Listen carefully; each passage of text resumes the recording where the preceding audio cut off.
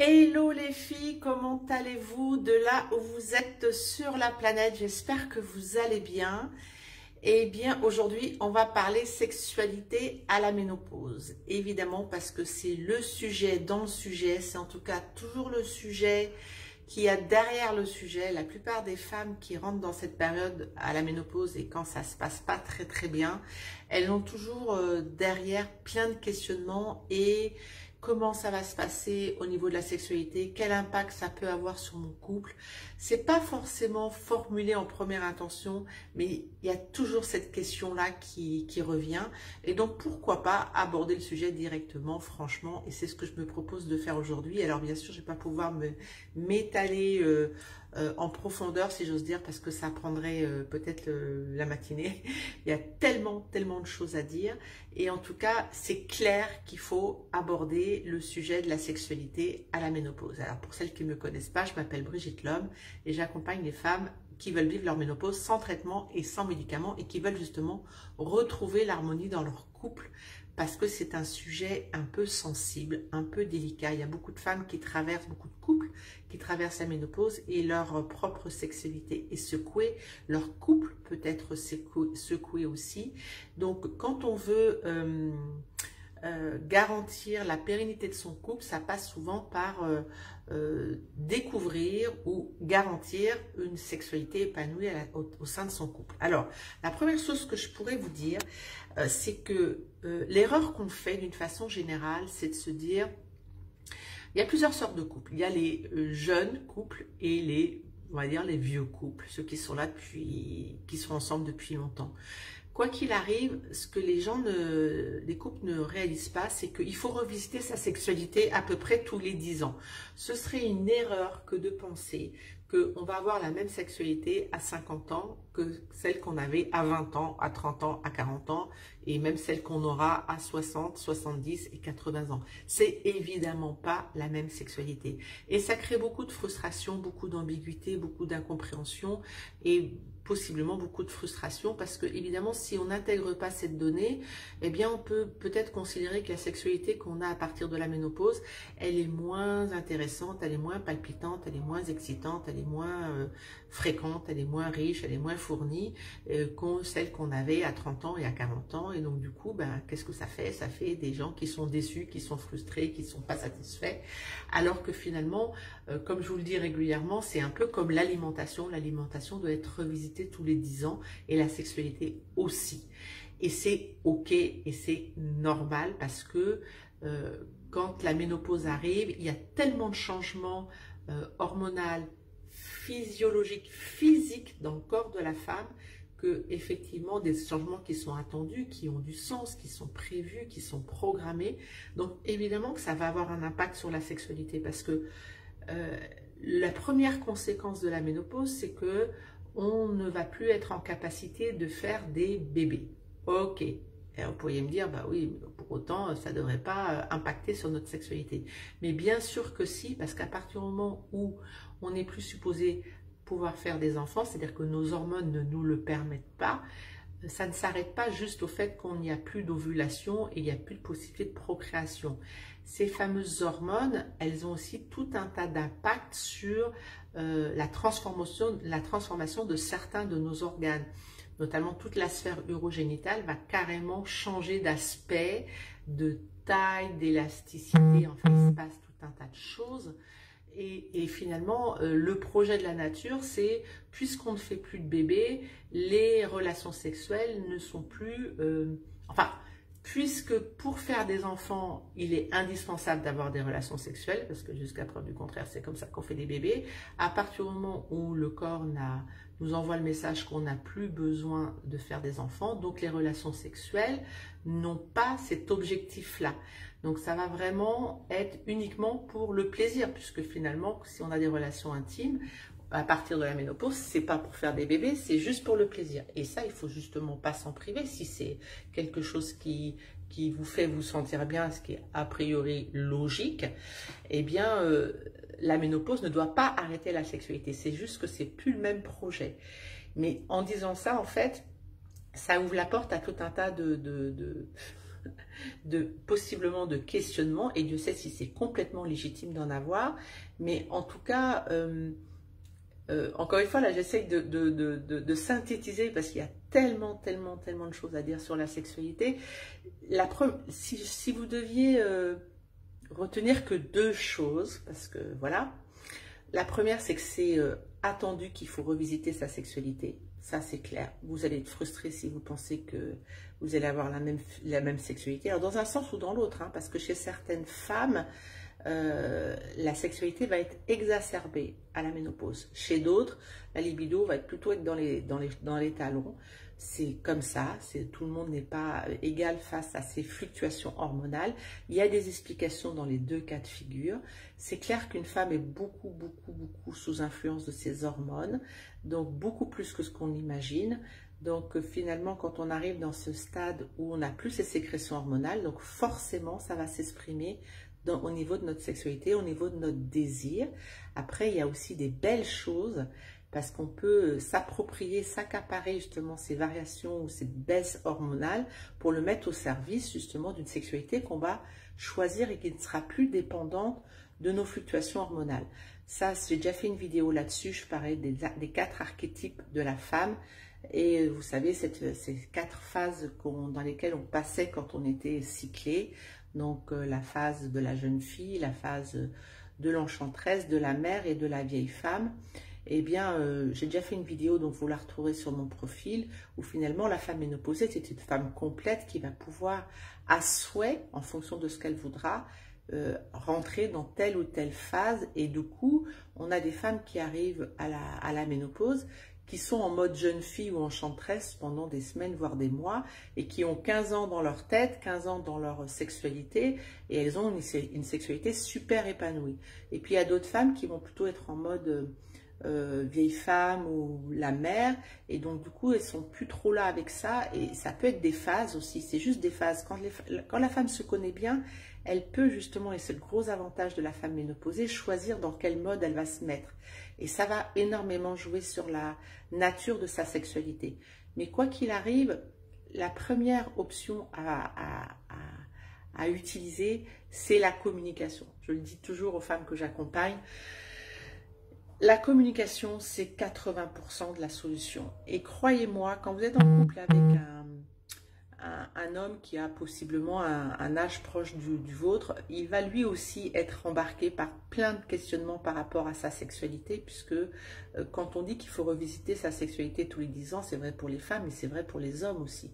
Nous sommes impactés par les variations hormonales, mais les hommes sont impactés par leurs variations hormonales aussi.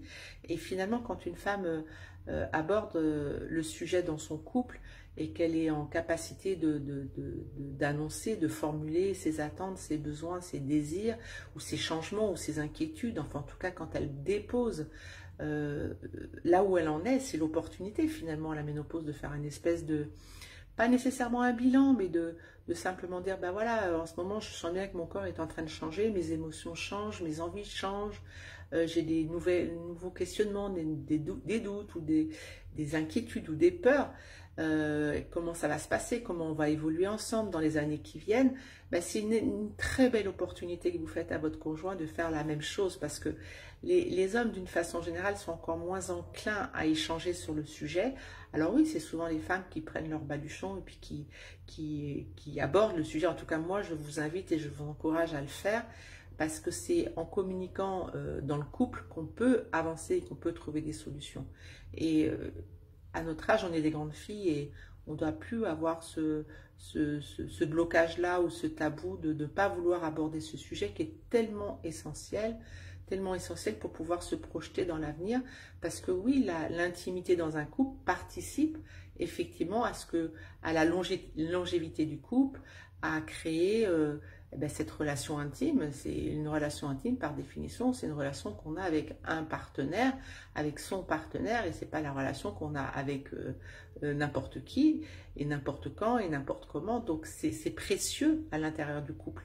Donc c'est normal qu'on doive pouvoir échanger sur ce sujet-là. Et c'est plus que normal, c'est juste indispensable parce que c'est ce qui va permettre au couple de passer ce cap avec plus de facilité, avec plus d'humour aussi, parce que l'humour, c'est quand même le cousin de l'amour. Et de toutes les façons, quand on parle relation intime, on parle avant et surtout d'amour. Et c'est pas parce qu'il y a des changements dans votre vie en ce moment que l'amour doit disparaître. Au contraire, c'est juste quelque chose qui va se réajuster. Et Dieu sait si dans la vie d'une femme, on a vécu tout un tas de changements quand on était ado, femme, enceinte, tout ça, ça a impacté sur notre sexualité. Il ne faut pas non plus se tromper avec cette espèce de mythe ou de ce fantasme qu'il faut toujours avoir une libido au taquet. Vous et moi, on sait très bien que la libido, c'est quelque chose qui n'est pas constante et régulière. C'est normal et c'est ok d'avoir des phases où la libido est affectée, et affectée aussi par ce qui se passe dans notre quotidien. Les femmes et les hommes aussi sont sous influence de la tension et de la pression au niveau job, au niveau famille, avec les enfants, avec tout un tas de soucis qu'on peut avoir. Donc vous voyez, on pourrait en parler jusqu'à demain matin, ça c'est clair, et il faut en parler. Donc oui, la sexualité à la ménopause, bah, c'est quelque chose qui peut être juste génial, carrément génial, parce que finalement là, il n'y a plus de règles, les enfants sont partis, vous avez une forme de liberté qui pourrait vous laisser penser que bah, ça y est, ça va être la fête du slip, hein, parce que on se connaît bien, on est des grandes personnes, on sait ce qu'on aime, etc., etc. On est possiblement avec un nouveau conjoint ou avec un conjoint qu'on connaît bien, mais peu importe. Donc on pourrait s'imaginer que c'est ça, c'est pas toujours le cas, c'est parfois comme ça. Mais en tout cas, une chose est certaine, c'est que si ça n'est pas le cas, la première chose à faire, c'est d'en parler avec son conjoint.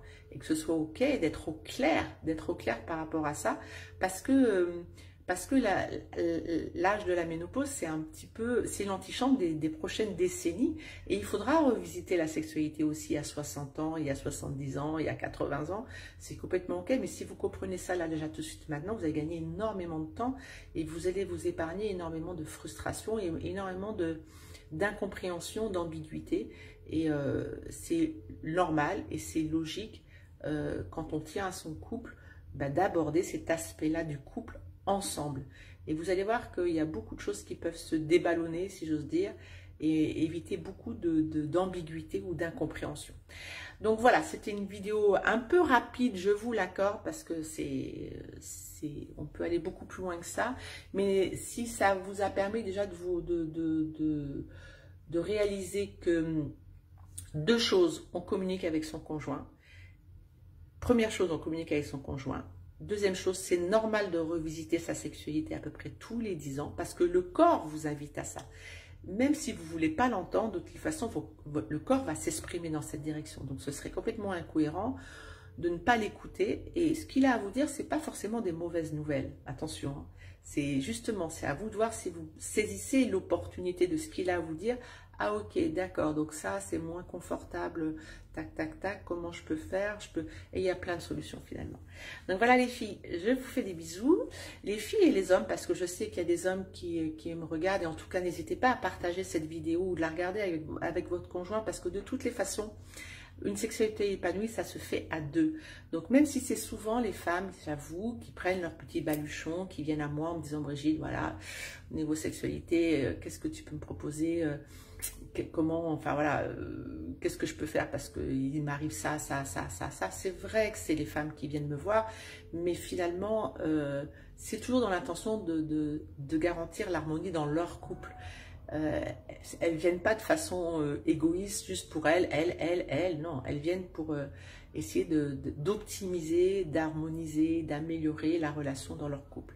Donc, partagez cette vidéo si vous connaissez des femmes qui sont dans cette posture, ou même si vous n'en connaissez pas, de toutes les façons, beaucoup de femmes sont dans cette posture-là. Et comme je vous le dis souvent, vous êtes mes ambassadrices, vous êtes celles qui me suivez sur Facebook, et quand vous partagez cette vidéo, ben, possiblement vous permettez à d'autres femmes de sortir de l'isolement, d'être en capacité de se dire « Ah ouais, ok, d'accord, donc c'est vrai, ce sujet-là, il m'intéresse aussi, mais avec qui je vais en parler, à qui on parle ?» avec qui je vais échanger sur le sujet.